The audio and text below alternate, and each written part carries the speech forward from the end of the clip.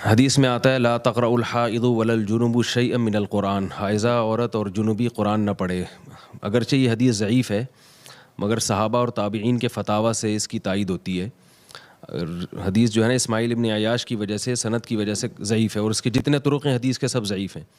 لیکن جنبی کے بارے میں جو حالت جنابت میں ہو، اس کے بارے میں تقریباً پوری امت کا اجماع ہے کہ صحابہ کے تابعین کے فتاوی ہیں کہ وہ قرآن کی تلاوت نہیں کر سکتا۔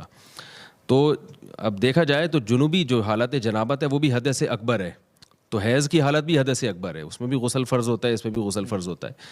تو حدث اکبر ہونے میں دونوں چیزیں مشترک ہیں، یعنی جنبی سے یہ استنباط کیا گیا کہ ناپاکی کی حالت میں قرآن نہیں پڑھ سکتے۔ تو جیسے ناپاکی حالت جنابت میں ہوتی ہے، اس کو تقریباً سبھی مانتے ہیں کہ بھئی حالت جنابت میں قرآن نہیں پڑھ سکتے، تو حائضہ حالت حیض بھی کی حالت بھی وہی ہوتی ہے، بالکل جنابت کی حالت ہوتی ہے، اس میں نماز نہیں ہے۔